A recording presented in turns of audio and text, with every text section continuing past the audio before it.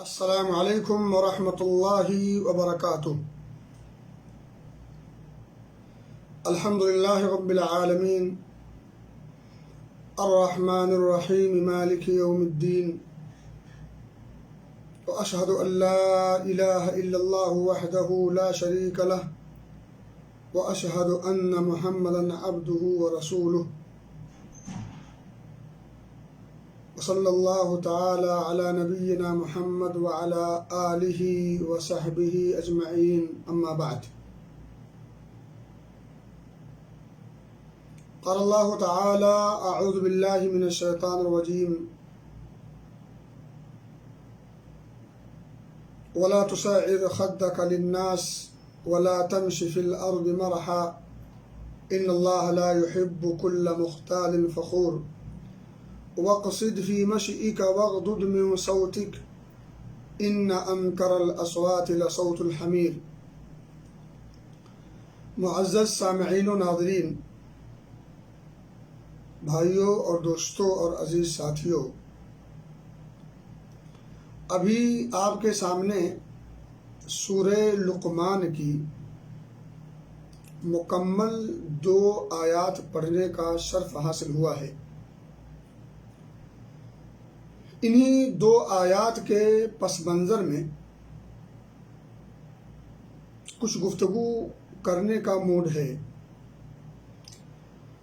میں صرف ایک مسئلہ عام انداز میں اجاگر کرنے کی کوشش کروں گا۔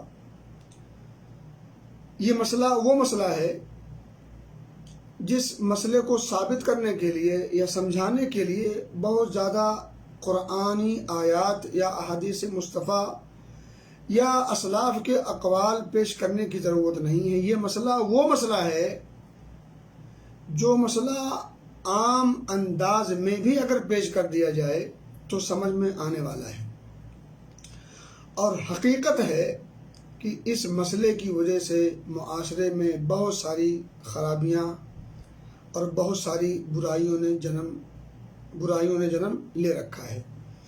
وہ ہے فخر، مباحات، غرور اور گھمنڈ۔ جو آیت میں نے پڑھی ہے آپ کے سامنے وہ سورہ لقمان کی ہے۔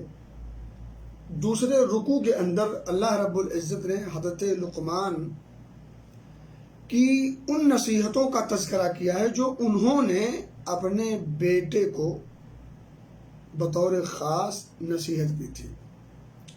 شروع میں انہوں نے کچھ عقیدے کی بات کی، پھر اعمال کی بات کی، اور عقیدے اور اعمال کے بیچ میں ماں باپ کے ساتھ حسن تعامل کی بات کی، حسن سلوک کی بات کی، وغیرہ وغیرہ۔ چلتے چلتے یہ بات بھی آئی جس کا تعلق اخلاقیات سے بھی ہے اور انسانیت سے بھی ہے اور حسن معاشرت سے بھی ہے اور سماج سے بھی ہے۔ میں نے آپ نے کہا کہ میں ٹوٹے پھوٹے انداز میں سرسری طور پر یوں ہی آپ کے اپنے لیول پہ آ کر کے یہ بات سمجھانے کی کوشش کروں گا کہ فخر و مباحات، غرور اور گھمنڈ کسی بھی طور پر جائز نہیں، کسی بھی طور پر مناسب نہیں۔ اب میں آپ کو سرسری طور پر سمجھانے کی کوشش کرتا ہوں۔ آخر میں گھمنڈ کرنا چاہوں تو کس بات پر گھمنڈ کروں، کس بنیاد پر گھمنڈ کروں؟ غرور کس بات کا، گھمنڈ کس بنیاد پر، کس وجہ سے؟ میں 2-4 جھلکیاں آپ کے سامنے پیش کرنے کی کوشش کرتا ہوں۔ ایک انسان گھمنڈ کب کرتا ہے؟ جب اللہ رب العزت اسے طرح طرح کی نعمتوں سے نوازتا ہے، جب نعمتیں اس کا قدم بوس ہوتی ہیں، یعنی نعمتوں کی بھرمار اور ریل پیل ہوتی ہے، تو پھر انسان جب کمظرف ثابت ہو تو پھر فخر و مباحات اور غرور اور گھمنڈ میں چور ہو جاتا ہے۔ اب میں آپ کو سمجھاتا ہوں۔ اللہ رب العزت نے کسی کو خوبصورتی دی، اس کو خوبصورتی پر گھمنڈ ہے۔ سوال یہ ہے کہ یہ خوبصورتی اسے کس نے دی؟ اس کا اپنا یہ ذاتی کمال ہے؟ جو جمال اسے حاصل ہے کیا یہ اس کا ذاتی کمال ہے؟ نہیں، یہ کمال، یہ جمال کس نے عطا کیا؟ اللہ رب العزت کی طرف سے یہ ہدیہ اور عطیہ ہے، پھر گھمنڈ کس بات کا؟ تو یہ جو اسے جمال حاصل ہے، خوبصورتی حاصل ہے جسمانی طور پر، اللہ رب العزت نے اسے عطا کیا ہے، یہ گھمنڈ کی چیز نہیں بلکہ شکر کی چیز ہے۔ دوسری بات میں ساتھی طور پر کہ یہ جمال کب تک؟ یہ جمال چند سالوں کا کھیل ہے بس۔ کتنے حسین و جمیل آئے اور چند سال اپنے حسن و جمال پر یا تو اترائے یا اللہ کا شکر ادا کیے اور یہ جمال جاتا رہا۔ اس جمال کے جانے کی کئی شکلیں ہو سکتی ہیں۔ کبھی آپ بیمار ہو گئے اور خوبصورتی چلی گئی، کبھی کوئی حادثہ ہوا اور اس حادثے کا شکار ہو گئے اور خوبصورتی چلی گئی، یا عمر کے اس کگار پر پہنچے جہاں خوبصورتی الوداع کہہ چکی ہوتی ہے۔ تو پھر یہ خوبصورتی گھمنڈ کی چیز نہیں۔ آئیے ایک قدم آگے بڑھتے ہیں۔ آپ کے اندر کوئی قابلیت پیدا ہے، آپ کوئی کمال پیدا ہو چکا ہے، وہ کسی بھی قسم کا ہے، مختلف زاویے سے ایک انسان کے اندر کمال پیدا ہوتا ہے۔ وہ ظاہر سی بات ہے، کمال یا تو وہابی ہوگا یا تو کسبی ہوگا، یعنی یا تو وہ کمال جو آپ کو حاصل ہے مکمل طور پر اللہ رب العزت کی طرف سے عطیہ ہوگا، ہدیہ ہوگا، یا تو آپ نے اسے حاصل کرنے کی کوشش کی ہوگی، پھر اس کوشش کے نتیجے میں اللہ رب العزت نے آپ کو عطا کر دیا ہوگا۔ اب چاہے یہ کمال، یہ قابلیت وہابی ہو یا کسبی ہو، دونوں صورتوں میں یہ گھمنڈ کی چیز نہیں، یہ غرور میں آنے کی چیز نہیں، اترانے کی چیز نہیں ہے۔ اگر اللہ رب العزت کی طرف سے سراپا ملا ہے، مکمل طور پر اس کی طرف سے ہدیہ ہے، تب بھی یہ گھمنڈ کرنے کی چیز نہیں، یہ تو شکر کی چیز ہے۔ آپ شکر ادا کریں۔ اب شکر کے کئی پیمانے ہو سکتے ہیں۔ ایک تو پیمانہ یہ ہے کہ اللہ رب العزت نے جو آپ کو قابلیت دی ہے، یہ خوبصورتی دی ہے، یہ کمال عطا کیا ہے، تو اس چیز کا صحیح استعمال کریں۔ اس قابلیت کا صحیح استعمال یہ شکر کی ایک قسم ہے۔ تو میں کہا تھا کہ یا تو وہ وہابی ہے تب بھی شکر کیجئے، گھمنڈ نہیں، اترائیے نہیں اس نعمت پہ، یا اگر وہ کسبی ہے، آپ نے جد و جہد کر کے، کوشش کر کے اللہ کے رحم و کرم پر حاصل کیا ہے، اس کا فضل ہوا ہے، تب بھی اترانے کا نہیں بلکہ شکر کرنے کی چیز ہے۔ آئیے اور سوچتے ہیں ایک دوسرے پہلو سے۔ اللہ نے آپ کو عہدہ اور منصب عطا کیا ہے، آپ کو کرسی عطا کی ہے، آپ کو امیر بنایا ہے، آپ کو حکمراں بنایا ہے، آپ کو والی اور گورنر بنایا ہے، جو بھی کہہ لیں، یعنی کچھ لوگوں کی یا رعایا، آپ کے انڈر میں کچھ رعایا ہیں اور آپ ان کے امیر ہیں، حکمراں ہیں، سربراہ ہیں، اگوا ہیں، رہبر ہیں، رہنما ہیں، جو بھی کہہ لیں، جس انداز میں کہہ لیں، جو بھی کہہ لیں، جس انداز میں کہہ لیں۔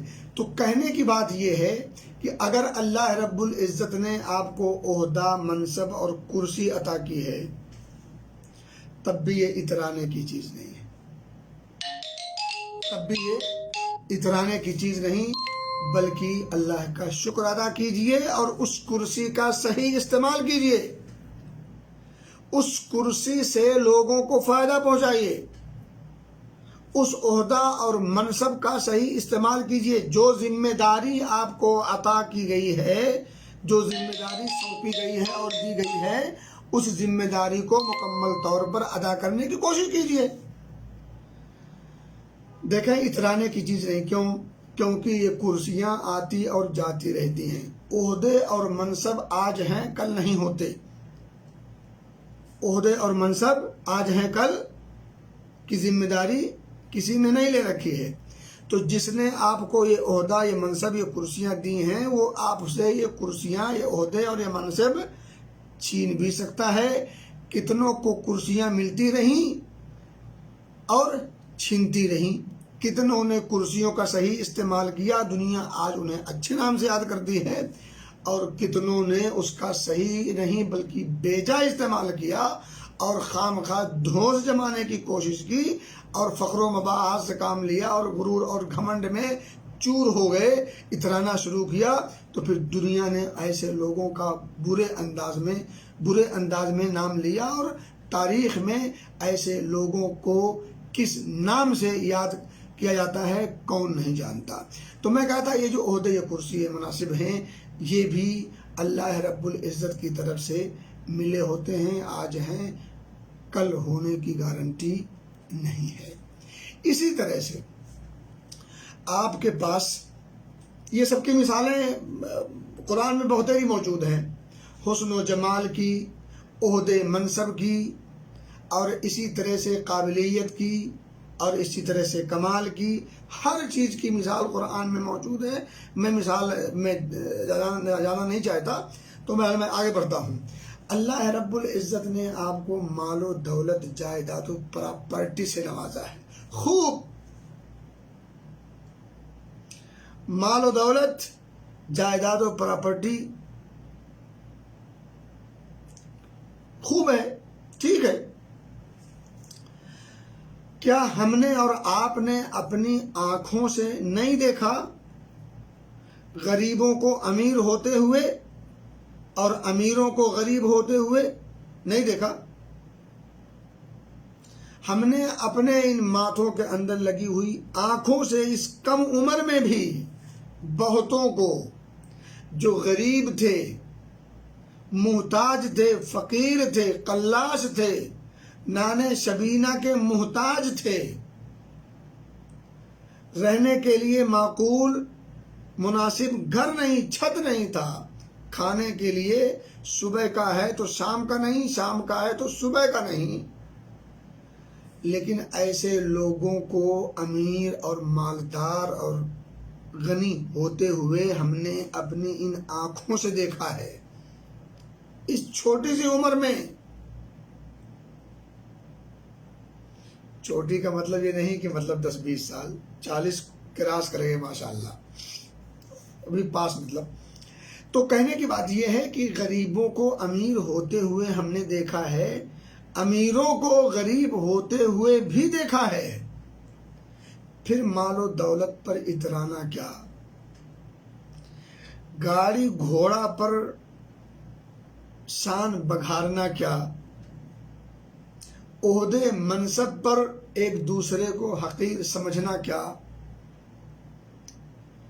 آپ نے قارون کا نام نہیں سنا؟ قارون کے خزانے کے بارے میں نہیں سنا؟ قارون اور قارون کا خزانہ دنیا جانتی ہے، لیکن انجام بد سے بھی دنیا باخبر ہے۔ عہدے منصب اور حکمرانی کی بات فرعون کو کون نہیں جانتا؟ حامان کو کون نہیں جانتا؟ وزارت فرعون اور حامان کو کون نہیں جانتا؟ تو یہ عہدے، یہ منصب، یہ مال، یہ دولت، یہ قابلیت، ان بنیادوں پر شان بگھارنے کی ضرورت نہیں ہے۔ اب میں آپ کو آخری بات بتا دوں، یہ آخری بات بتانے میں تھوڑا سا میں آپ کو 10-5 منٹ لوں گا۔ یہ میں نے آپ کو تمہید بیان کیا ہے، اور کل کا خلاصہ مجھے صرف اتنا بتانا ہے کہ اترانے کی ضرورت نہیں۔ آپ کو اللہ نے کتنا قابل بنایا ہو، کتنی نعمتوں سے نوازا ہو، کتنی عظیم عظیم نعمتوں سے نوازا ہو، اللہ نے آپ کو اتنی نعمتیں دی ہیں کہ آپ کبھی کسی نعمت کے بارے میں سوچتے ہوں وہ آپ کو سامنے حاضر ہو، تب بھی یعنی آپ نے کبھی کسی چیز کی کمی کا احساس تک نہ کیا ہو، یعنی اتنی وافر مقدار میں اللہ رب العزت نے آپ کو، اتنی وافر مقدار میں اللہ رب العزت نے آپ کو اگر نعمتیں عطا کی ہوں پھر بھی اترانے کی ضرورت نہیں. اترانے والے وہ ہوتے ہیں جو غباروں میں ہوا کی سی کیفیت ہوتی ہے. یہ کم ظرفی ہوگی، کم ظرف نہ بنے، اعلیٰ ظرف بنے. اور میں آپ کو بتا دوں، نعمتوں کی بات اگر کی جائے تو بہت ساری مثالیں آپ کو دی جا سکتی ہیں، لیکن موضوع نہیں جانتا مگر میں ایک نقطہ سمجھنا چلا ہوں کہ آخر اللہ نے جو یہ نعمتیں ہمیں جو ذکر کیا ہے، مال، دولت، قابلیت، یہ اور وہ، میں آخر میں ایک بات بتانا چاہتا ہوں جس سے آپ کو اپنی حقیقت کا اندازہ ہوگا. دیکھیں، ایک وقت تھا جب ہم پیدا نہیں ہوئے تھے، ایک وقت ہوا جب ہم پیدا ہوئے، ایک وقت آئے گا جب ہم مریں گے، ایک وقت یہ ہے جو پیدائش اور مرنے کے بیچ کا جو وقت ہے، وہ جو بھی ہو، 10 سال ہو، 20 سال ہو، 50 سال ہو، 60 70 سال ہو، 90 100 سال ہو، چھوٹی مدت ہو، بڑی مدت ہو.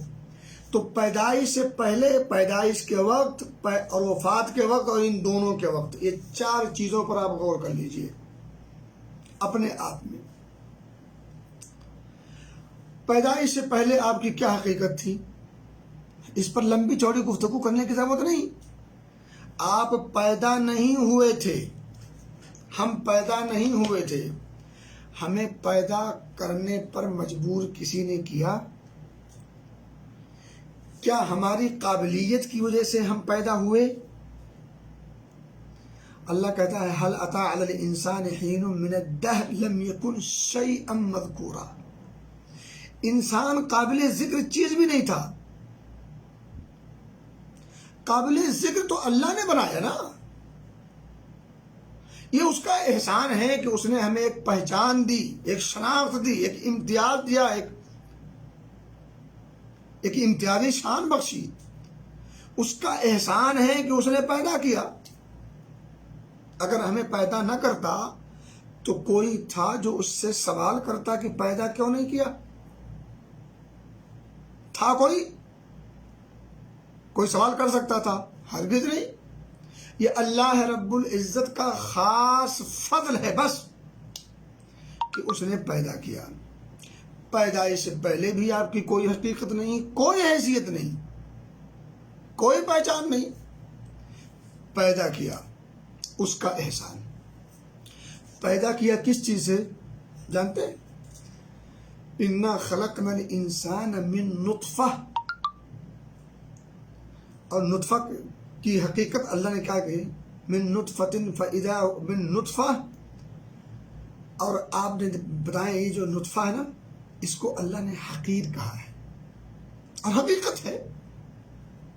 انسان کی پیدائش حقیر پانی اور نطفے سے ہوئی ہے.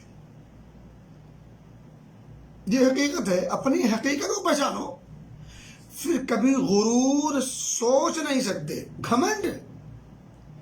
گھمنڈ اور اترانا یہ تصور میں نہیں آ سکتا اگر انسان صرف اپنی حقیقت کو پہچانے.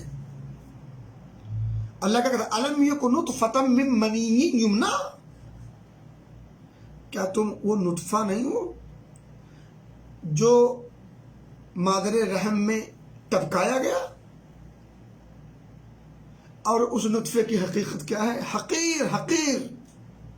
اس حقیر نطفے کا نتیجے کی شکل میں انسان پیدا ہوا. تو پیدائش سے پہلے بھی اس کی کوئی حقیقت نہیں.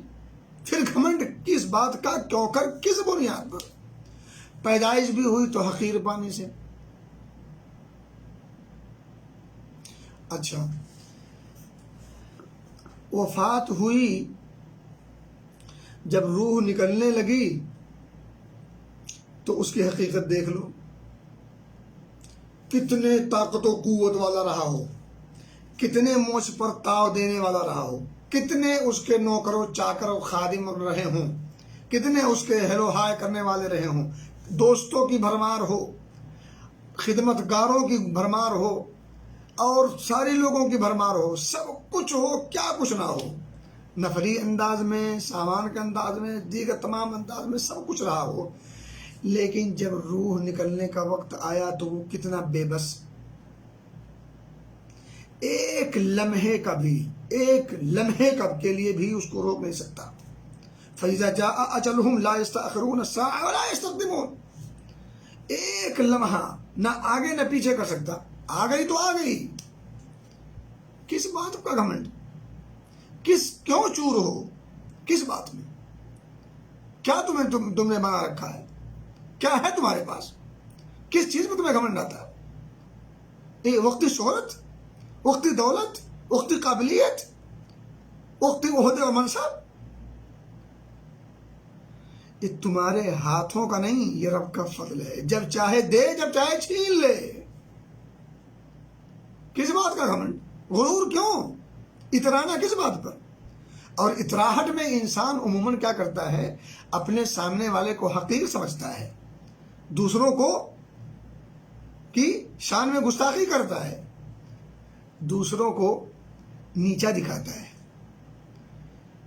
تو میں کہہ رہا تھا، مرتے دم کی کیفیت دیکھ لی آپ نے، پیدائش دیکھ لی، پیدائش سے پہلے دیکھ لی. آئیے اس زندگی، ان دونوں پیدائش اور وفات کے بیچ کی کچھ جھلکیاں دیکھ لیتے ہیں. پیدا ہوئے،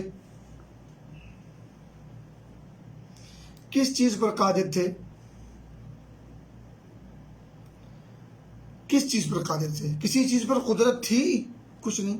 ماں اور باپ کے رحم و کرم پر پلنے لگے اور بڑھے. اللہ کا فضل تو ہے ہی. ظاہری طور پر ماں اور باپ کے رحم و کرم پر پلتے پلتے پلتے یہاں تک پہنچے. ہاتھ اور پاؤں میں طاقت و قوت پیدا ہوئی، زبان میں قوت گویائی آئی، تو اب اترانے لگے. اس بازو میں جو طاقت و قوت آئی اس کا بیجا استعمال کرنے لگے. دماغ کام کرنے لگا، عقل و شعور کی نشو نما ہوئی، تو اب اس کا بیجا استعمال. اور آپ دور نہ جائیں، آپ ہٹھے کٹھے نوجوان ہو گئے، آپ کی پہچان ہو گئی، اور آپ کی بولتی طوطی بولنے لگی. ٹھیک ہے، ایک ہلکا سا بخار آتا ہے نا، سارے پٹھے ڈھیلے ہو جاتے ہیں. ہلکا سا بخار آتا ہے تو سارے پٹھے ڈھیلے ہو جاتے ہیں. اور ابھی یہ کرونا آیا ہے، اکی بکی نہیں چل رہی کسی کی. جو جہاں ہے وہیں پریشان ہے. میں کہہ رہا ہوں کوئی ایک نقطہ کوئی ایسا بتائے جو وہ اپنی بنیاد پر اس نے قائم کیا ہو، اور اس نقطے پر وہ مکمل اختیار رکھتا ہو. کوئی ایک نقطہ بتائے کوئی مجھے، کوئی ایک نقطہ نہیں. ابھی آج کل سیلاب، کہیں سیلاب ہے، کہیں آگ لگی ہے، کہیں قحط سالی ہے، کہیں خشک ہے، کہیں کچھ. بڑی قابلیت ہے تو ذرا ان سارے مسائل کو حل کرو نا. کہاں گئی قابلیت؟ کہاں گیا اترانا، اموس کو تاو دینا؟ تو میرے بھائی، میرے دوست، لہجہ کچھ آپ کو شاید سخت دکھ رہا ہو، لیکن یہ سخت نہیں ہے. یہ حقیر نطفے سے پیدا ہوا شخص اللہ کی نعمتوں سے محظوظ ہو رہا ہو، اس سے فائدہ اٹھا رہا ہو، اور اسے فائدہ اٹھاتے ہوئے اترائے، تو پھر ایسے لوگوں کی مرمت ضروری ہے.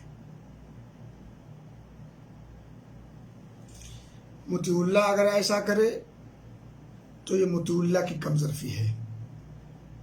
عبداللہ ایسا کرے تو یہ عبداللہ کی کمظرفی ہے. عام ایسا کرے تو عام کی کمظرفی ہے. خاص ایسا کرے تو خاص کی کمظرفی ہے.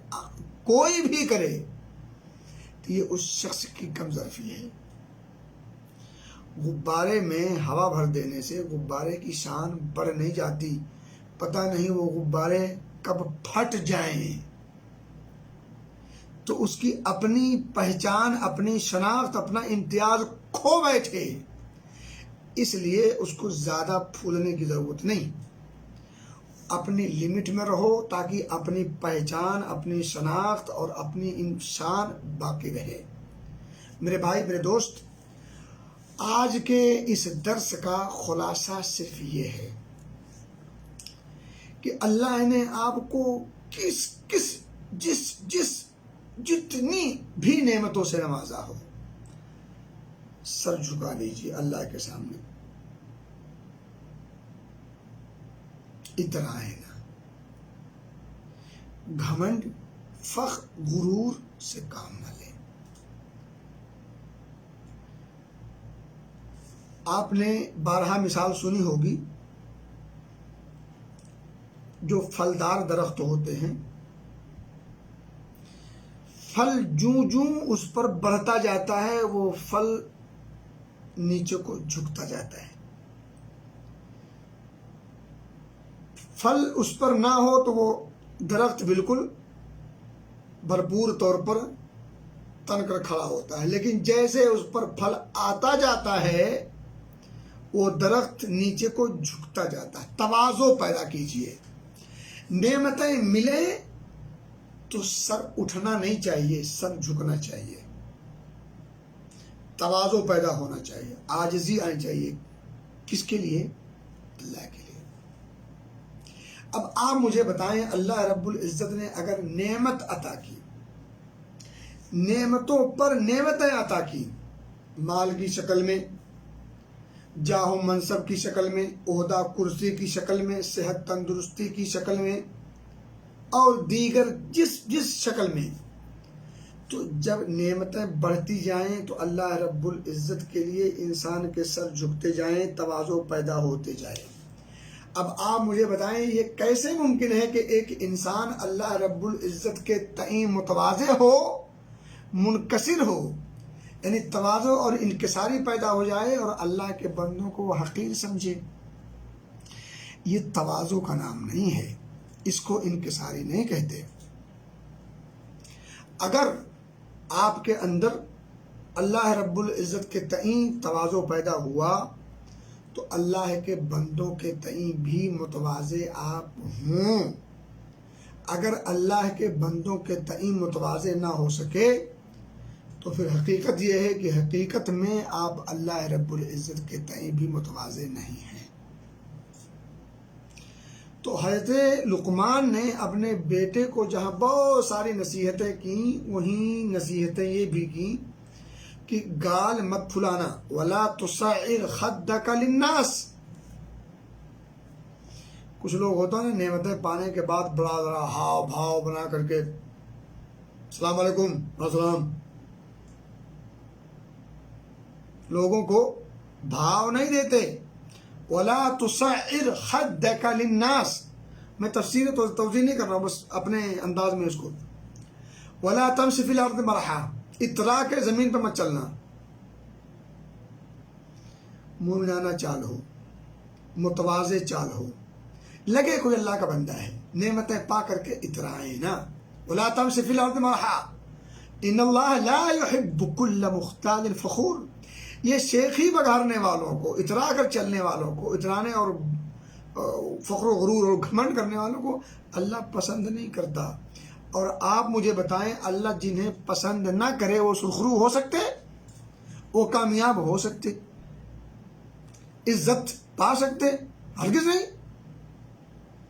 اللہ جسے پسند نہ کرے وہ عزت نہیں پا سکتا، وہ کامیاب نہیں ہو سکتا، وہ سرخرو نہیں ہو سکتا۔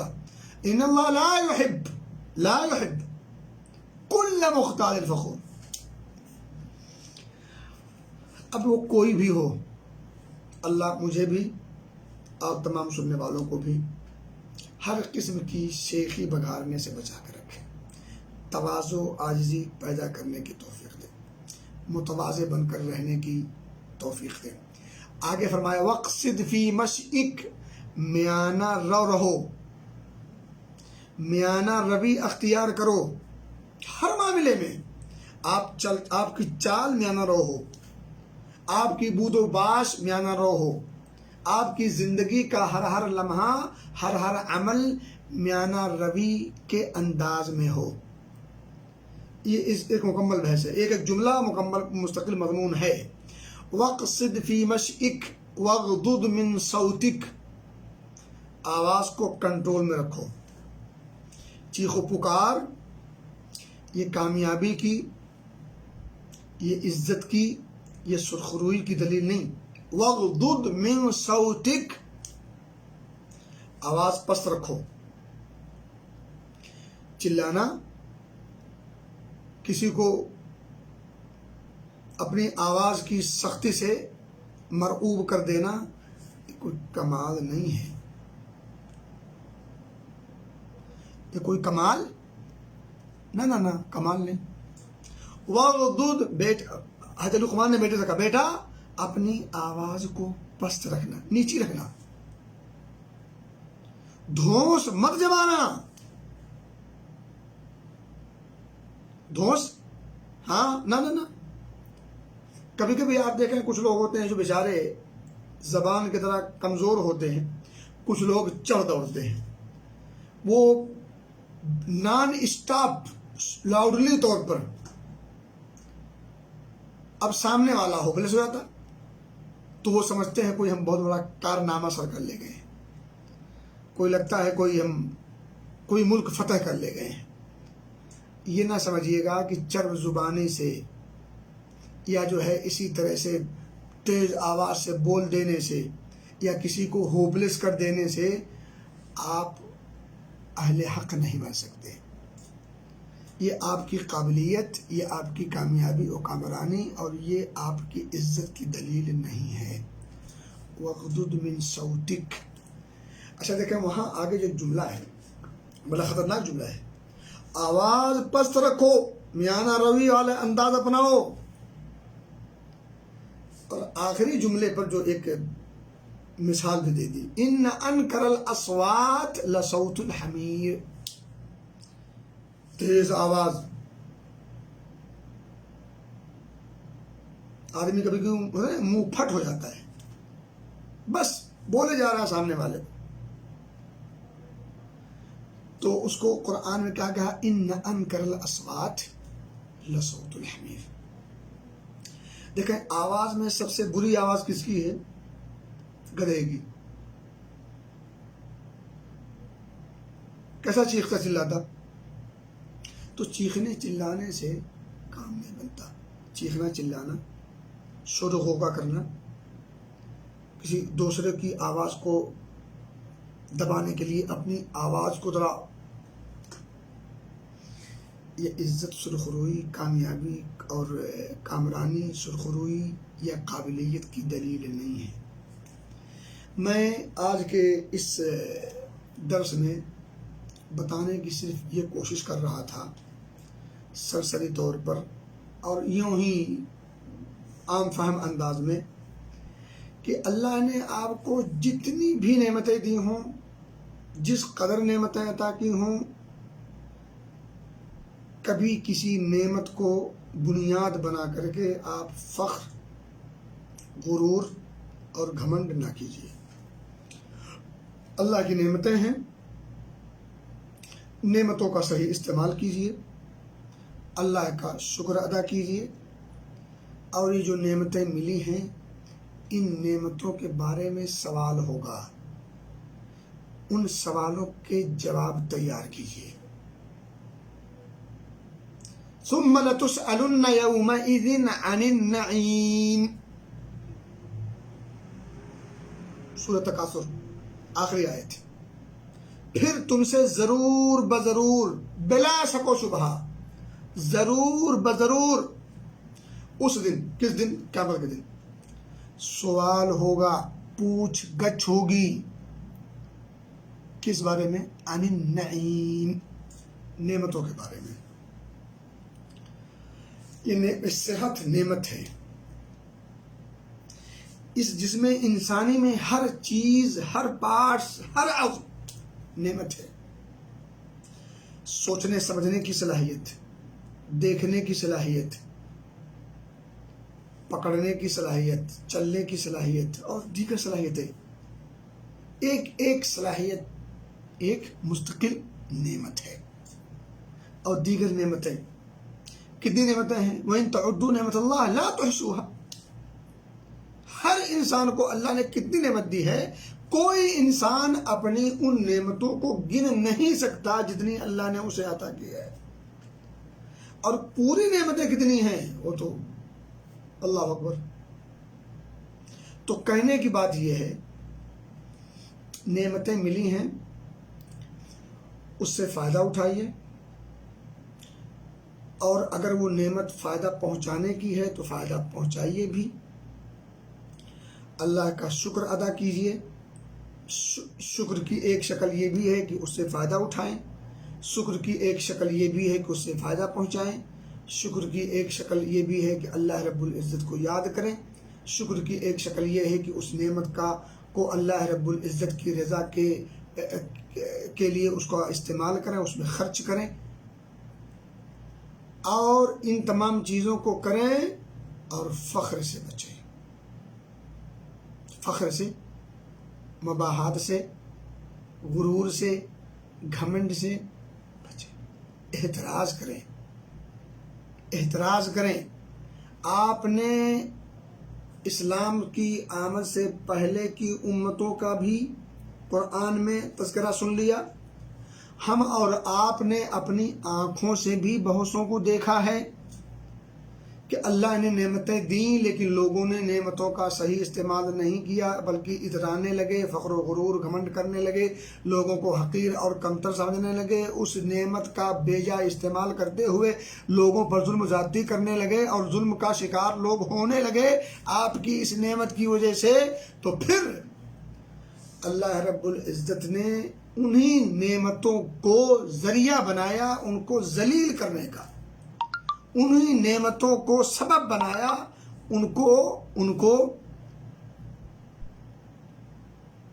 انہی نعمتوں کے ذریعے سے ان کو غرقاب کیا، ان کو بے عزت کیا، اور ان کو جو ہے کامیابی اور کامرانی کے تحت اوج سریا سے تحت سرا میں ڈھکیل دیا.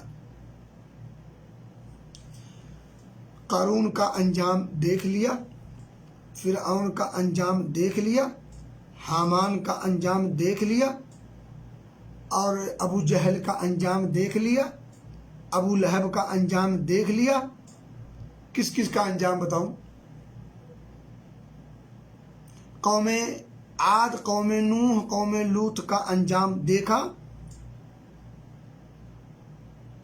ہم کس کھیت کی مولی ہیں کہ اگر وہ اس جیسے برے اعمال ہم کریں تو اللہ ہمیں ان برے انجام سے دوچار نہیں کرے گا. اگر انہوں نے برا کیا تو برے کا انجام برا ہوا، ہم برا کریں گے تو ہمارا انجام برا نہیں ہوگا؟